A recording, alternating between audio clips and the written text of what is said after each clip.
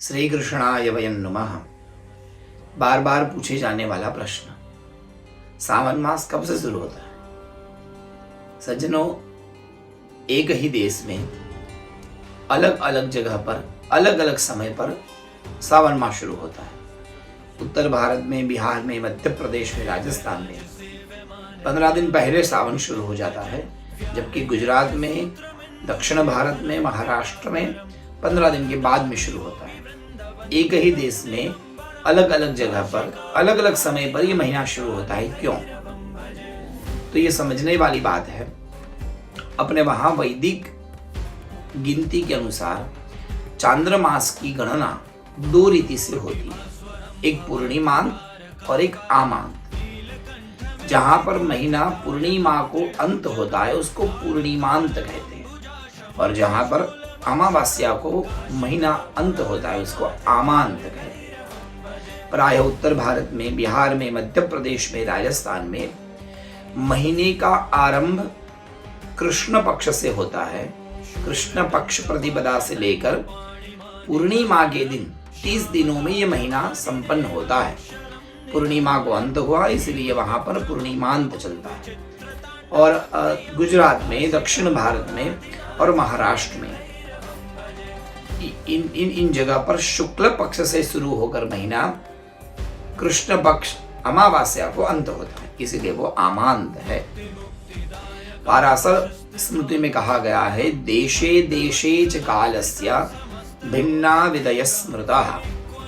विभिन्न देशों में अलग अलग जगह पर अलग अलग विधि को बताया गया है, दर्शाया गया है। वहां की भौगोलिक परिस्थिति, वहां की आध्यात्मिक विचारणा और वहां के समय के अनुसार इन मासों की गणना हुई। एक भी गलत नहीं है। ध्यान रहे, दोनों जगह पर आमांत पक्ष में और पूर्णिमांत पक्ष में दोनों में तिथि एक ही होती है। प्रतिपदा अर्थात दोनों में प्रतिपदा होती है, परंतु केवल महीना बदलता है। पूर्णिमांत मानने वाले उत्तर भारत, बिहार, मध्य प्रदेश, राजस्थान में पहले कृष्ण पक्ष आता है, और आमांत मानने वाले गुजरात, दक्षिण भारत, महाराष्ट्र में पहले शुक्ल पक्ष आता है। दोनों का शुक्ल पक्ष एक साथ में होता है। उत्तर भारत में पहले कृष्ण पक्ष, फिर शुक्ल पक्ष। उसी शुक्ल पक्ष से दक्षिण भारत में, महाराष्ट्र में, गुजरात में महीने का आरंभ होता है। तो दोनों का शुक्ल पक्ष एक समय में आता है, उनका कृष्ण पक्ष अलग अलग समय पर आता है। तो ये पूर्णिमांत और आमांत दोनों की प्रविधि है। हमें क्या माने, हम पूर्णिमांत का वहन करें या आमांत का? तो वैसे बताया गया है, अब जिस देश में, जिस समय पर और जिस जगह पर रह रहे हैं वहां के अनुसार ही उसको फॉलो करना चाहिए।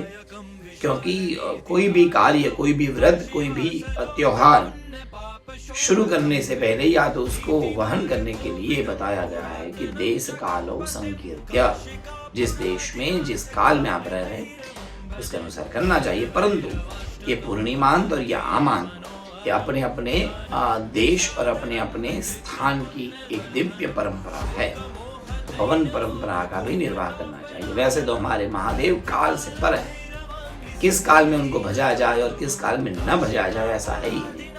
हर एक काल महादेव के लिए मंगलमय होता है, चाहे श्मशान में बैठकर जप किया जाए या तीर्थ में बैठकर किया जाए।